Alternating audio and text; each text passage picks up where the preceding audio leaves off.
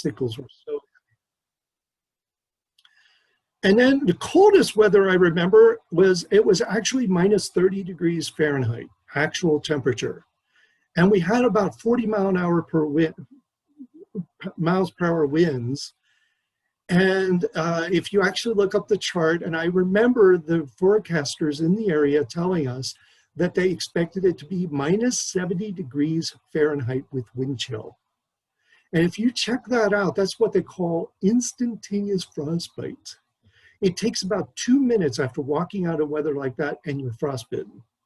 So again, we were told to stay in our homes. Nobody went out. My father did go out, did something with the car and came right back in. He was out less than 2 minutes, thank goodness. So this is what I grew up in, folks. This is where I grew up, and the weather was kind of crazy there, you can imagine. But then there was the hottest weather ever, and that was here. And I was actually living in, I lived in El Paso for a while before I moved up here to Las Cruces. And I remember in 1994, and I heard the actual value on the radio was stated at 116 degrees, but the actual recorded value from the home office of the National Weather Service was 114 degrees Fahrenheit.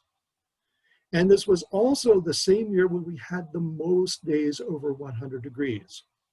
Now I know that we were coming awful close to that this year, and it may actually be more than 54, because I don't know exactly when this particular chart was given. We can ask the National Weather Service guys when we're done whether we topped that 62 days over 100 degrees this year, because we did have quite a few. And then one last thing, I remember the closest hurricane. It became a tropical storm before it hit us. And actually it was starting to go into more of a tropical cyclone, I think they call it. It was a little different. And we ended up with about 5 to 10 inches in our area from Hurricane Agnes back in 1972. And that would have been, I would have been 10 years old when that occurred. And that was as close as I ever got to a hurricane, and it's as close as I ever want to get to a hurricane, because that was pretty major. There was a lot of flooding in the area. We were high up in the mountains, and even we saw floods. Okay, so a couple other things that you might remember. Some of you who are viewing this might remember these. How many people remember the flood of 2006 that actually hit mostly in El Paso and up in Hatch? Those were the two areas most affected, but we actually got that down here up here in Las Cruces as well. These are actual pictures I took of my house at the beginning of the storm before it really got bad. And you can actually see there was hail. This is actually hail, not snow, folks. There was hail with that storm, so it was pretty crazy then. And if you look carefully, you can see the ripples of the water. It actually overflowed my swimming pool. I was fortunate in that I could backwash my swimming pool and drain some of this water out of my yard. Other neighbors weren't so fortunate, and we actually, two of us, one of the neighbor of mine and I, went around with swamp cooler pumps and connected them to a hose. I rigged something up to connect them to a garden hose, and we used that to pump out the yards of our neighbors' houses. I also remember there was a mudslide went through about 2 or 3 blocks from where I lived and put about 3 inches of mud into brand new homes. These were homes that were less than 2 years old. I also have some pictures other people took of this. You can see here this young man, and these were all taken during that flood. So some of you younger folks who might be watching this may not remember this flood, but I did want to show you this one right here. And I'm turning off the sound on purpose. But this was actually, this is what the street looked like down below us when I was, and I actually had to drive up through this kind of water to get back to my house. And I chose to do that knowing the danger I put myself in, because I wanted to get home to my wife and my mother-in-law who lived with us. So I actually drove through water like this, but I want you to see what happens later on in the video. I'm going to take you right to it here. Watch this car. I'm going to take you a little bit further back. This is what the water does to a car, even just that little bit of water, and it's probably what, about ½ an inch of water there, and it's moving that car down the road. So it was all I could do to get home that day. I was actually working here in Las Cruces and went home to El Paso in this type of flood. And I wouldn't recommend that. But again, I chose to do that knowing the danger I'd put myself in. And some of these National Weather Service guys will tell you about that kind of danger. I was very well aware of it at the time. The other thing you guys might remember, let me get you there, see if I can get this to work, is 2011, we had this freeze. Now, it wasn't anywhere near the minus 30 degrees and minus 70 degree wind chill factor I experienced in Pennsylvania, but it was cold enough. It was below 0 degrees and many, it actually was the first time I think ever that El Paso went below 0 degrees. And so it actually was, the problem was not that it was so cold. It was cold, but it wasn't that cold. It was that it took down the gas lines and it put the electrical grid at risk. And so we ended up with rolling blackouts. I think we had electricity for about 10 minutes every hour at my house. And then the gas, we were one of the ones affected where we got no gas coming through. We had gas heaters. So we had absolutely no way to keep ourselves warm. We were at the mercy of the elements. And also that swimming pool you saw earlier froze over with about that thick of a layer of ice. And for an in-ground swimming pool, that can actually tear that pool apart. And that pool was fairly new, it was only 4 years old. So I went out with a shovel and cut through all of that ice and got myself all wet and iced over, and then went in and couldn't even warm up in the house. Fortunately, we had some blankets that kept us going. We also had a major loss of water in the whole city, but we actually took longer to get it back because one of the mains broke just up the street from us as well. So we were actually without water for 5 days as well. So this is a pretty major event. Okay. Now I'm going to take you through some of the things that I actually have done since I started doing this amateur weather forecaster stuff. Sorry, I'm boring you, Jason. I can actually see your camera. Anyway, this one, actually, Monica Cortez used this. She did actually show this as part of her Weather Watcher segment. And in fact, many other people retweeted this one. And Jason here, you see his comment from him. This was actually a dust storm that moved through Las Cruces, one of two that I actually reported to the National Weather Service. The first one I reported, I was the first one to report it. I was the first one to see it. Just so you know, I live up on Picacho Hills. If you know where Picacho Mountain is up there on the west side of Las Cruces, I'm up there on the mesa, and so I get this wonderful view of the city. You can see the Oregon Mountains here in the background. And I can even see all the way down to Juarez, Mexico, and all the way, I can see the clouds all the way to Alamogordo from where I live. So I've got some pretty good vantage points to see this kind of weather. The highest amount of rain I ever mentioned, I ever measured, I was actually a part of Cocoras, which is something you'll hear about from Noah Newman there. He's holding up the rain gauge, if you guys can see that. Not sure if you can actually see his camera, but it's there. Folks, the most I ever measured was 2.34 inches, which Noah will tell you, and most of the other guys will tell you, is a pretty good amount of rain for this area. Okay, and what was amazing was in my report, I not only told them the number of inches, but I also said there was no flooding with this one, which surprised everybody. And you can actually see I'm kind of doing a double finger here. My finger is about the width of my finger is about the width of a quarter. So this is pretty high up. And then at the second most, you can see down here, it filled up this inner portion of the gauge, which is 1 inch, and then added more. And it turned out that was 2.05 inches. So you can hold a lot of water in these rain gauges. I think they can hold up to 10 inches. I'm not sure. I'm not sure exactly how much they can. 11 inches. Thank you, Noah. Okay. And so we can hold a lot of water, and I don't think we've ever gotten even close to filling that second tube here in New Mexico. I think the most I've ever read was we hit about 4 or 5 inches in some areas of New Mexico. All right.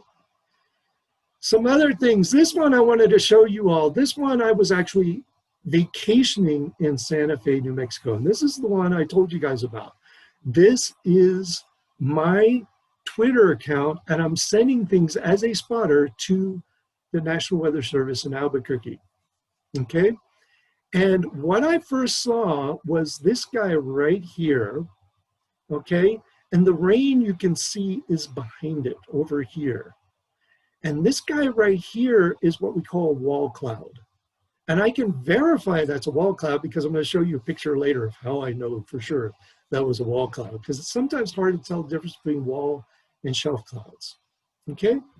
So then that happened at 5:08 p.m. I saw that. I did report it as a possible, I just said facing directly south. I took a picture because I knew it could be a wall cloud, but I wasn't certain, so I didn't say anything to them. And they've asked me not to say anything unless I'm certain of it, so I didn't. And there's a close-up of it, and this is actually a video, okay? And again, I reported this, and at this point, I reported that there's slow rotation in this. And you can kind of see a little bit of rotation up in here, okay? And as you go further over, there's some scuds coming up and things like that. Nothing much happening at this point, but it was enough that I felt it was worth another report. And then I got this one, okay? Now, this report came a little bit later, or no, that's the same one. I'm sorry, let me page down and we'll get to this one. Okay, no, it's still not letting me. There we go. Then we got the hail, okay? And I said we just started with hail. That was at 5:21 p.m. So it's been about 18, a little less than 20 minutes since the first report. And I said quarter-size hail. And by the way, if you check my Twitter account, you can see one of the guys in Albuquerque, one of the National Weather Service guys says, you mean quarter-inch. But I want to show you guys this, okay? Let me see if I can do this to the screen. That's a quarter, and there's my finger. Okay, can you guys, it's kind of hard to see my whole finger in the back. I'll put it up front. I can cover the quarter with my finger. So that really is a quarter-size hail, folks. Okay, and that was melted somewhat. So it really was quarter-size hail when I reported it. This is when I became concerned. And I'm going to take you through the whole video. You can kind of see that same slow rotation. If you look carefully, you can kind of see that's rotating a little bit. Okay, and then I scroll over to the other side. I always get videos to kind of show what I can, especially if I see rotation. I'll try to send those off. And this was sent to the National Weather Service up in Albuquerque. And I'm going to try and pause it when we get to it. Right here, I want you to watch this guy right here, folks. Can you see it? It's kind of hard. It's a little blurry, but if you watch it, it's rotating. Watch it carefully. It's rotating and it's growing toward the ground. And I said, there's some uplift on this one. That's all I could say. I can't report that as a funnel cloud because it wasn't obvious at the time. But at that point, I put my camera down and went inside the house. And I told my family, let's go to the center of the house, get away from the windows. You don't want to be near the windows. Okay? And then, let's see if I can get past it here. Here we go. This is what I saw. A few minutes later, I decided to peek out one of the windows, saw this. It was about 2 miles north of my location. And that thing was spinning pretty good. And I will tell the National Weather Service guys that are here with me that when it passed over the house, there was swirling of leaves and twigs, etc. So it did pass directly over the house. As I was going in, I noticed that. And then I saw this. This visible part never touched the ground. And so I reported it as a funnel cloud to the north. Okay, but technically speaking, it did pull some debris. So that makes it what I now know we call a land spout. They're trying not to call these tornadoes, but you and I would call them tornadoes, okay? They try not to call them tornadoes unless they're doing damage. And so nowadays they would call this a land spout. That's what somebody explained to me. Now, whether or not that's true, we'll let the National Weather Service guys tell us. But here, this occurred at 5:30. So remember, that first one was at 18? So within 10 minutes of me just kind of feeling it out and going, wait a minute, I think that's a wall cloud, till the funnel came out was only 10 minutes, folks. It was very fast. And this, by the way, happened last summer, June 2nd, 2019. And at the same time, there was an actual tornado touched the ground. And again, they're calling it a land spout down in, near Alamogordo, New Mexico as well. So this was a pretty big storm and hit a lot of areas. Okay. Also, I want to show you some other things. I love to take pictures, folks, and I highly encourage you to take pictures and send them in. You can see here, you can send them to @NWS El Paso or @NWS Albuquerque. I know Dave Dubois would like them. He's at NM Climate. And then you can send them to your local weather forecasters. You can find out their handles. If you're in El Paso, Monica Cortez and Dave Spielman and Chuck DeBroder all have Twitter accounts. This is what we call a Kelvin Helmholtz instability, okay? Now, it's got another name, and I don't even remember it. I thought I would remember it, but it's like a bubble cloud or something like that. It's a weird name, but it's named after two guys, last name Kelvin and last name Helmholtz. And what it is a wave. It's what they call a gravity wave in the cloud. Both of these are good examples, and both of these I took the pictures. This is actually a Kelvin Helmholtz in a fog bank right there in Las Cruces, New Mexico. And this was above the Oregon Mountains. You can see the Oregon Mountains here, okay? Some other things I saw, and anybody that knows, that's what they call a lenticular cloud. And that, I actually have a bigger one, but I thought I'd show you this one because it sat right on top of the Oregon Mountains, just above Las Cruces. And then I've also seen these guys. The sun, by the way, is off the picture. It's over to the left in both of these pictures. And these are about 20 degrees. If you take your hand, you get a 20-degree angle between the sun and these. And so they turned out to be what are called sundogs. These are not rainbows, folks. They're called sundogs. And they work differently than rainbows. And on a good day, in toward the fall into early spring are the best times to see it, but I've even seen these in the summer. So if you happen to look up at the sun and about 20 degrees away, you see a small rainbow. Those are sundogs, folks, and you can look them up and learn more about them. And then I took this guy. Now I want to just point out, let's see if we can see it down here, way down here. You see, that's the Oregon Mountains, folks. This cloud was so tall, I had to actually, you can see this part right here is this part right here. I had to actually take two pictures to show how tall this cloud was. It was huge. It was the biggest cloud I've ever seen. And it was a double layer. And so this one, by the way, for Jason Laney, who's our guy who's going to do spotter training later, I would say this is definitely more than butter on the pancake. Okay, right, Jason? This thing was pretty amazing. And I got several pictures of rainbows. I got a nice video of a double rainbow. We get these double rainbows a lot here, folks. If you see one, try and take your camera out. These new phone cameras are amazing. And take a picture with it. And you'll be surprised how good the pictures come out. And then finally, I thought I'd just show you. Notice clear skies over here and a storm back here. This is an actual picture of a front moving over Las Cruces. Okay, and this is actually facing directly west. So this is coming out of the north and toward the south. So these are northerlies. And you can actually see the line of the front, which is very unusual. And I was lucky to get a good picture of it that day. And then I will tell you, I use a Samsung 8 camera. And I believe the Google Pixel has this as well as some of the newer cameras where they have a little bit of infrared built into their cameras. And so I could take pictures of rain at night. I can't see it with my visible eye, but if I take a picture, it shows up. And so I turned this one in. And the folks, there was a lot of back talk through the National Weather Service trying to figure out exactly how much rain was in that one. Okay, and then of course, before all this, and the reason I knew to take all these pictures is I took what's called Skywarn training, which is how you get trained as a spotter for the National Weather Service. And here is Jason Laney. You can see him, he's here today. He's one of the guys on camera. giving the talk at New Mexico State University. So thank you, Jason, for the talk. You've actually increased my knowledge quite a bit. And I will just point out, here's a great example. This one is actually sitting over Alamogordo, and I can check that. I checked it against the radar.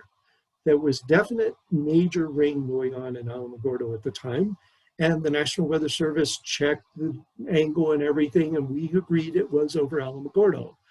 And I said, seems pretty far out, and it looks like butter on top of the pancake. That's the term we give when we see this little tiny piece sticking out of a cumulus cloud, okay? And I once tried to be technical about it and got it wrong. And Jason wrote back and says, Mike, just use butter on top of the pancake. Okay, we understand that. So when they tell you to use that, use it, folks. They're not joking. It's actually what they want to see. Okay, all right. And I think I'll stop here with this beautiful, beautiful, this is a sunrise over Las Cruces. And I love to take beautiful pictures as well. I post all of these up on my Twitter account, and I'll take you back. So in case you wonder, it's at DeAntonio Mike. So you can go ahead and follow me on Twitter if you'd like. And at this point, I'm going to end my talk, and we're going to take some questions. So I'm going to go ahead and get rid of the screen share here. Oops, not what I wanted to do. Stop share. There we go. And talk to you folks out there.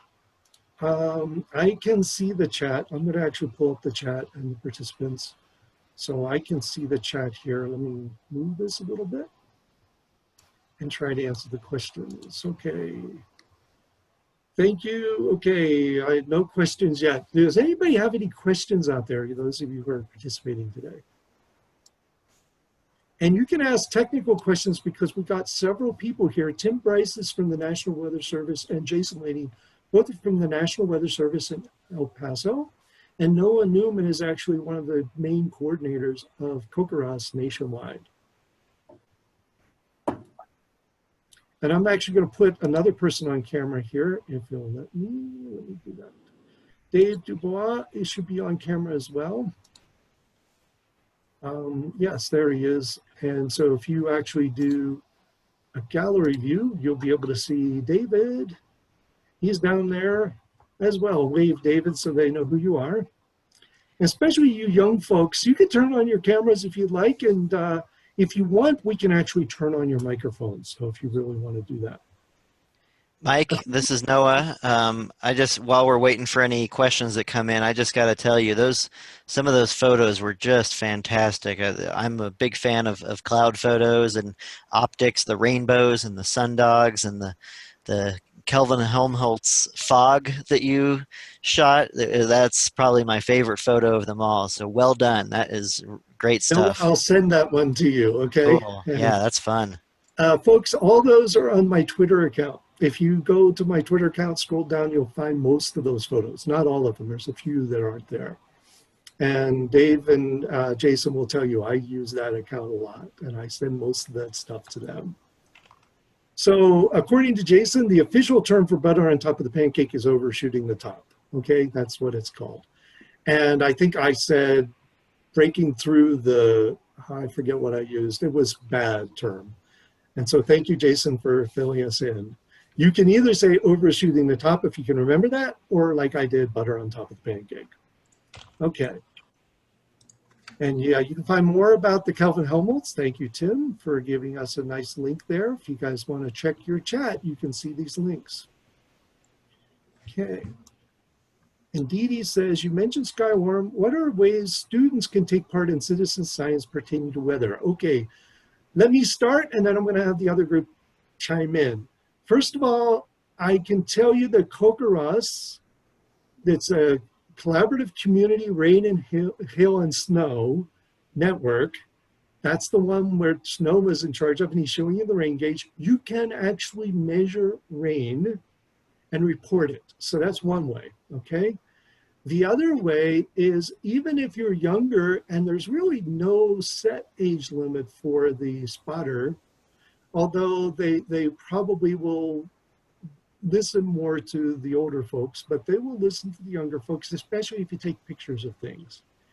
And I will tell you, the main thing I do is I just get to know these guys, and then I go out and take lots and lots of pictures. And I take a lot more pictures than what you saw there. I sifted through about 300 or 400 pictures to give you what I showed you today. So, anything else? Ah, fluctus. Is that correct? So those Kelvin Helmholtz that you saw, folks, they're called fluctus. F-L-U-C-T. They just, in the last, I think, 2 years, gave them an official name. They were actually not a official cloud, but the World Meteorological Organization has given them an official name now, because people like you taking pictures of the clouds, they saw so many examples of them that they said that this is a different variety of clouds than we see. And they, they have so many different kinds of clouds, but this was one that was unique. So they had enough evidence to say, yes, this is a definite form of clouds. And they had enough people like Mike and others sending in pictures that they declared that this was a new form of cloud, and they gave it a name like that. My favorite type of weather phenomenon, this comes from Trish. Trish, my favorite type of weather phenomenon is always a good, solid rain. And the reason I like rain so much is I grew up in a lot of it, and there isn't much here. So when it rains, I get ecstatic. And I think Dave will agree with me. He's from New Jersey. He's the same way. We get on Twitter and we get on his little hangouts thing, and we just start back and forth. I got this much rain. I got this much rain. We go into competition to see who got the most rain and stuff. And it just really wakes me up when I get rain. And if we get snow here, I'm like in heaven.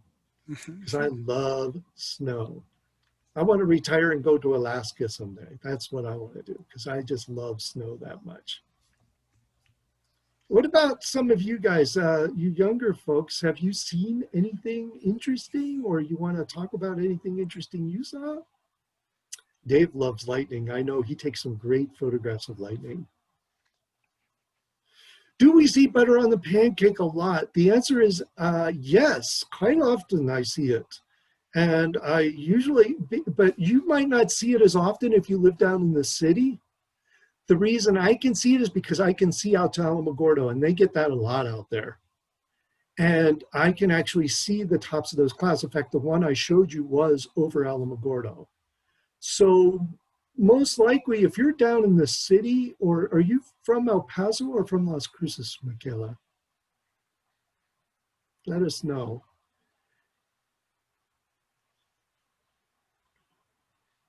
And I'm waiting for her to type it in. Anyway, so if you're from Las Cruces and you live down near the mountains themselves, you should look up toward me. You should look west, and you might see some stuff up there. Whereas I am looking east because I can see over top of your mountains. And then also I do know that I've seen quite a few when I was in El Paso as well. So I got good views in El Paso. Okay, do I have a favorite type of cloud? That's a tough one because so many good ones out there. I do like those Kelvin Helmholtz or the Fluctus clouds. They're just so cool when you see them. But I think probably the most bizarre of the ones is the lenticulars. And we get those quite a few of those here. But it's hard to see if you live near the mountain. You need to be up away from the mountain and look at it, and then you can see it. So if you're ever traveling with your family and you're heading toward the mountain, you might see one of those. And now you know they're called lenticular. The mamatas. Yes, I know the mamatas. I got some pictures of mamata I can show you, but maybe when we're done here, I'll throw a few other pictures up there. I got some really good pictures of mamata clouds.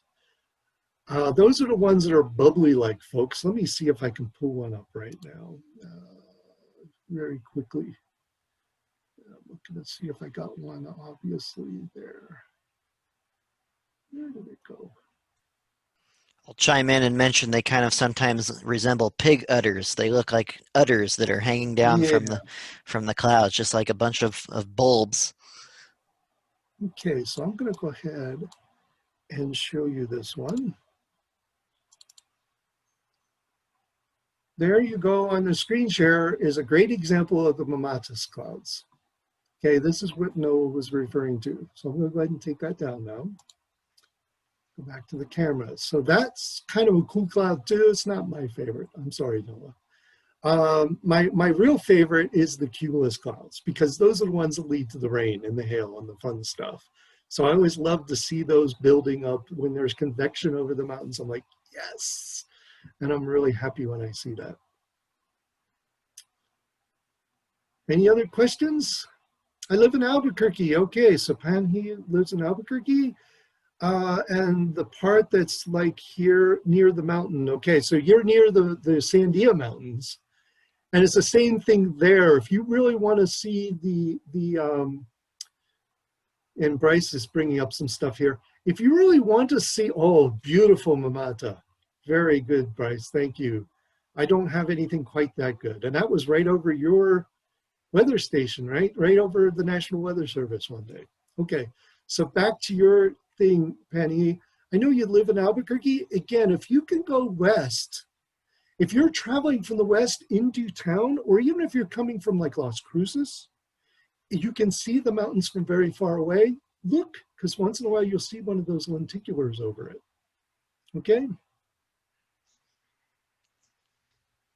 And we got a secret code, by the way, everybody. Are you ready? You're using the passport. You want to fill this in. It's Fluctus. And it's Fluctus.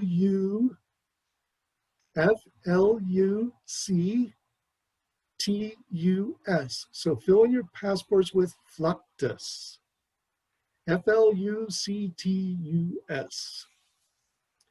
And if you don't notice, if you didn't catch that spelling, you can open up the chat room and you'll see it there. Any other questions? I'm looking here to see who's participating. We got a lot of people participating that aren't on camera. You can ask questions as well. We're looking forward to hearing from you. Here's some lenticular clouds that formed over the Organ Mountains. Go ahead. Several years ago. It'll start over again, but again, like Mike was saying, these are clouds that form in the usually over the mountains or in the downwind of the mountains, and the air actually flows through the clouds, so they actually stay stationary.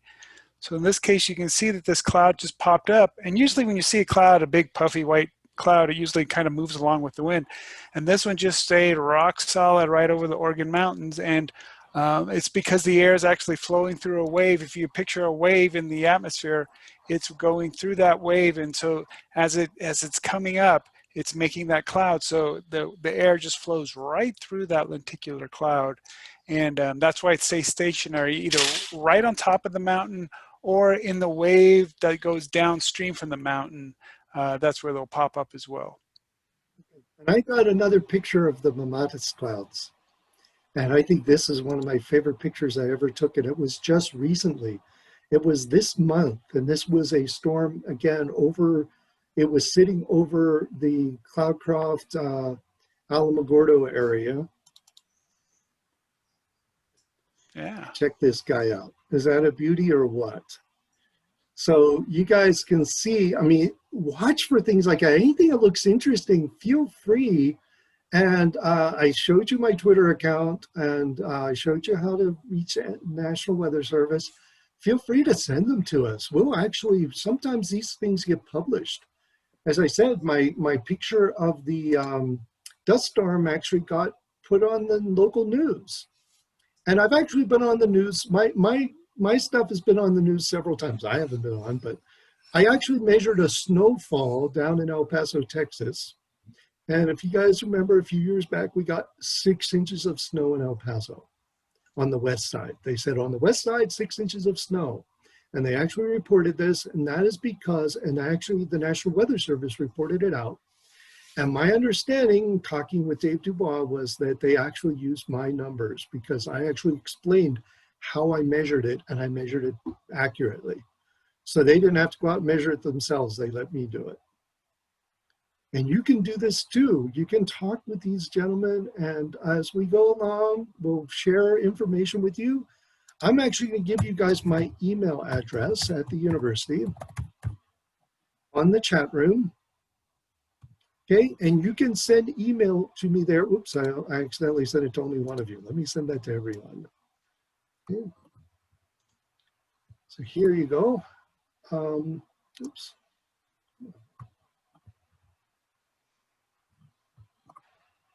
Okay, let me just retype it. For some reason, it's not letting me do that. While Mike's putting up his email address, I'll mention to students that I'm going to be presenting about doing this at your home where you can measure rain, but as a student, you can talk to your teacher about getting a rain gauge at your school. And this is a school project that you and your classmates could do at school as well. So that's something for students. And I know a lot of your classes will be tuning in to some of these things, and so you might see it in your class. And it's great to see you from Albuquerque there, Pan. We love to have folks from Albuquerque join us down here in the South, and we love to be able to join you. This is the first time we could participate from down here in Las Cruces and El Paso because it's so hard to travel back and forth. And because of the fact that we can now do it online, we can actually do stuff down here as well. Where are the rest of you from? If you guys want to just tell me where you're from. Okay, that's all right, Trish. You just keep trying to get it. Albuquerque, Dee Dee's from Albuquerque as well. Well, welcome, Dee Dee. I used to live in Albuquerque, by the way.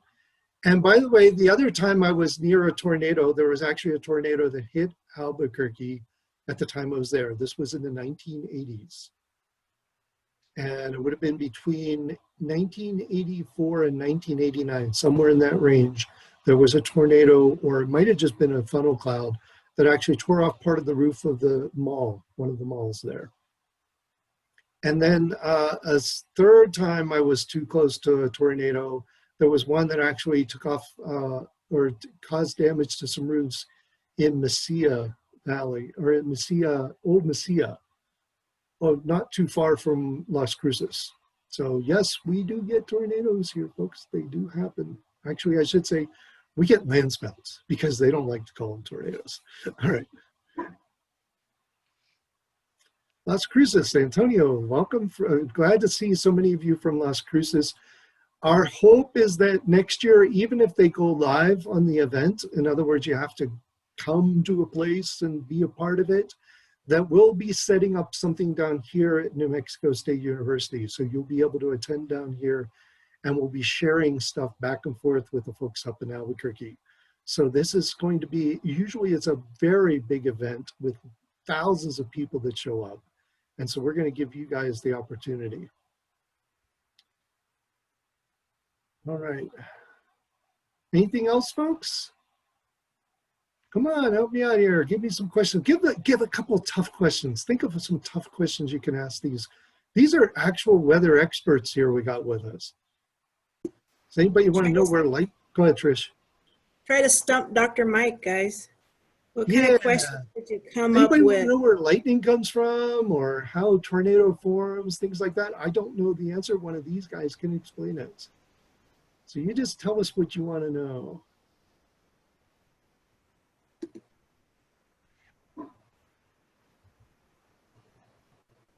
And while they're doing that, I'll just point out to some of the weather guys because they'll appreciate this. I've been in a lot of different weather patterns, and I've actually been right smack in the middle of a downburst, a microburst. Where does lightning come from? Mikhail is asking. So come on, guys, give us some idea of where lightning comes from. I want the experts to jump in. Go ahead. Jason, why don't you go ahead and start answering that, and I'll pull up a graphic for you. All right, sounds good. Yeah, lightning is actually just an electric discharge that's associated with a thunderstorm. Big question that always comes up is, well, does lightning come from the cloud and go to the ground? Does it start at the ground and go up? Well, believe it or not, it can go both directions there. But a lot of the science and physics behind this, we're beginning to understand now, is that in the process of a storm growing, it begins to build higher and higher up. The bottom part of the cloud will actually have water droplets, but the higher you go up into the cloud, the colder it's going to get. And if you've ever seen an ice cube freeze inside an ice tray in your freezer, you'll notice that it starts freezing on the outside first, and it's still liquid in the middle. Well, as this is happening, when it starts to freeze on the inside, it breaks away some of that outer shell. And so you're left with what's called a separation of charge. If you've looked at a battery, you know one side's got a plus on it, the other side has got a negative. That's a positive charge and a negative charge. Well, it turns out that that outer core of the ice is actually very highly charged positively, and it's very light, and it gets displaced way up at the top of the cloud. So that leaves behind the negative charges down at the bottom. And I always tell people, nature tries to achieve balance. That's all weather is. Weather is nature trying to achieve a balance out there. So in this case, with all the positives at the top of the cloud and the negative charges at the bottom, that's not balanced. So what nature's going to do is going to try to bring those back together. And when they line up, that's when the electric discharge begins to take place. So it can be inside the cloud. It can be from one cloud to another. It can come up from the ground, or it can come from the base of the cloud headed down to the ground. Those are the ones that are most dangerous, by the way, the cloud to ground lightning. And we've actually got something fun coming up, don't we, Mr. Tim? It's called Ask a Meteorologist. It's kind of what we're doing right now, but much, much larger scale for that, where we answer whatever kind of question you come up with. Mr. Tim, you have that video of that lightning coming down in slow motion? I do. It's funny you ask that. I was just getting ready to go here. Okay, while he brings that up, folks, I just want to answer one of the other questions here. Penny asks, what is a funnel cloud? And my understanding, Penny, and they'll correct me if I'm wrong, is that a funnel cloud is same as a tornado, but it doesn't actually hit the ground. Mm-hmm. Okay? And then they got this new term called a land spout. A land spout hits the ground. It's what we used to call a tornado, but it doesn't do any damage. Okay? And so we get the land spout, we get the, no, I'm getting a correction from Jason. Yeah, I'm afraid I'm going to have to correct you on that one, Dr. Mike. No, believe it or not, land spout, that's basically a tornado that spins up from the ground and reaches the cloud. The other type tornado, the one that everybody's so familiar with from looking out in the plain states, is what we call a mesotornado. That starts with a large circulation within the cloud, and it stretches from the cloud to the ground. We don't see as many of those, but we do see them from time to time, believe it or not. So yeah, we'll still call a land spout a tornado because it's that.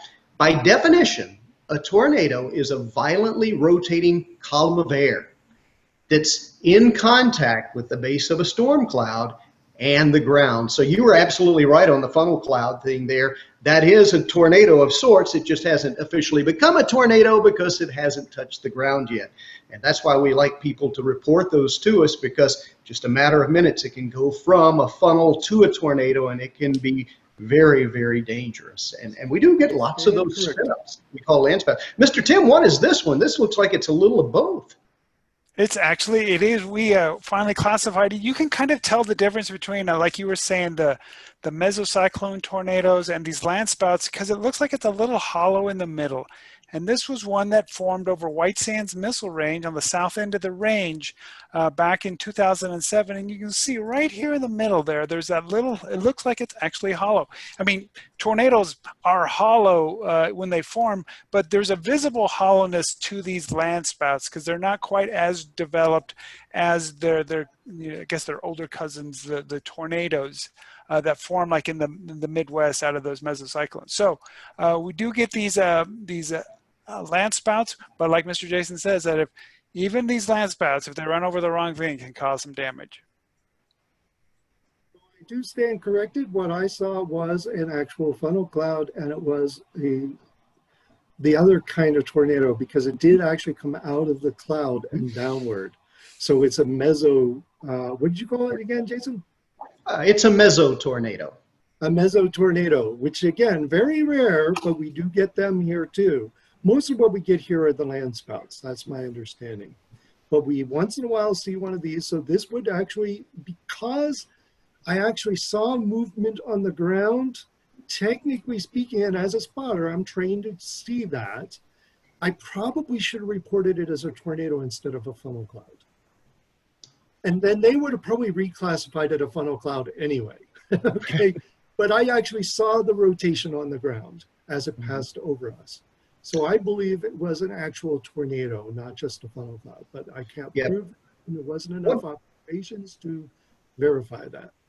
See, one of the things that people don't realize is what you see visually in the tornado is usually the condensation funnel. That's just like the condensation that makes the cloud. Sometimes it's just dust and debris that's been picked up in it. So we always train spotters to not just look up, but to look down to the ground and make sure that you don't see a dust whirl on the ground, because especially here in the desert without a lot of humidity, it's very possible to have that violently rotating column of air that's touching the ground.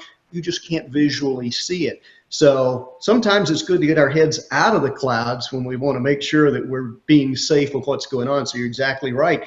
That circulation was down on the ground, whether it was visible or not, it could well have been a tornado.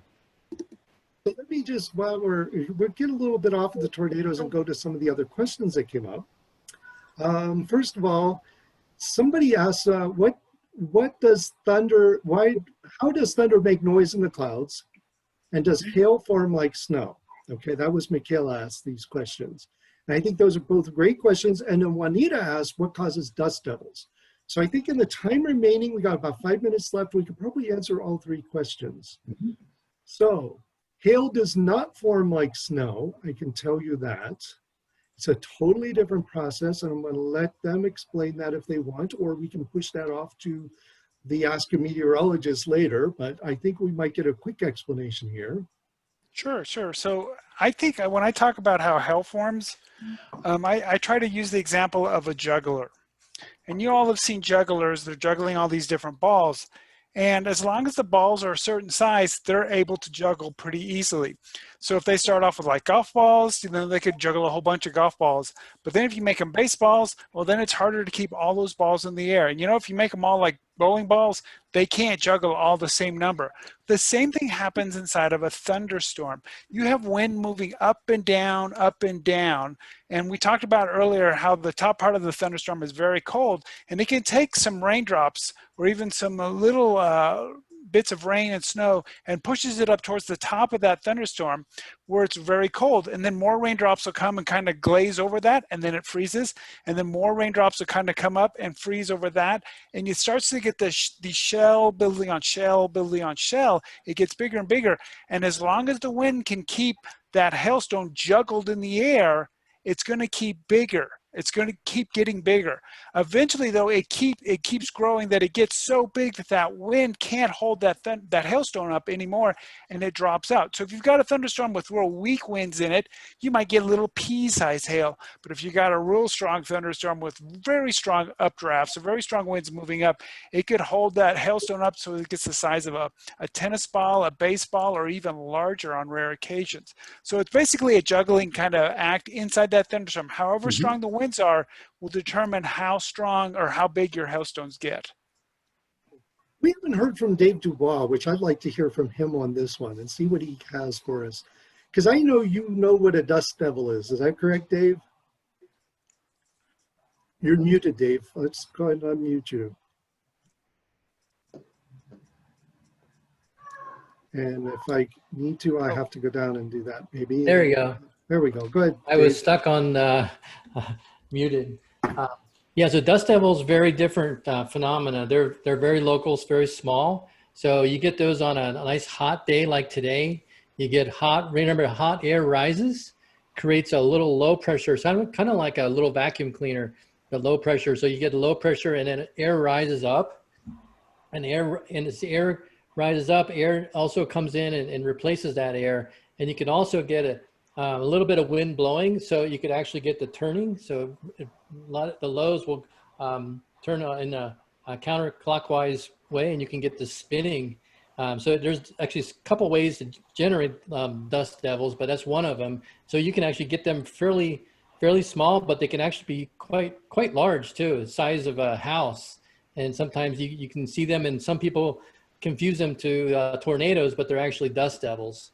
And you've seen a few times where they actually move over an area and kick up a lot of dust, and even bounce houses you've seen. So they can be dangerous. So I would not want to go inside a dust devil because you can get blasted with sand. Plus you could also, something could actually hit you. So I would, if you see them, have fun looking at them from a distance, but enjoy what they are, is just low pressure, and heat is rising. Remember, just like a balloon, heat rises up. I want to answer one final question. I think we're running out of time. So I did want to answer one question from Pan He. He says, how do you identify different clouds? And I'm going to tell him how I do it. Okay, you ready, Pan He? This is what I do, because this is how I found out about lenticulars and Klein Helmholtz and all that, right? I took a picture of a weird looking cloud, and then I talked to these guys that are talking to us today. And if you want, we can reach out to you and get you their information so that and they all love talking to you. Okay, I've never had them say, I don't want to talk to you anymore, okay? They may think that, but they'll never say that to us. I kind of overdo it a bit sometimes. But that's how I learned all this stuff, is I asked them the same questions you guys are asking.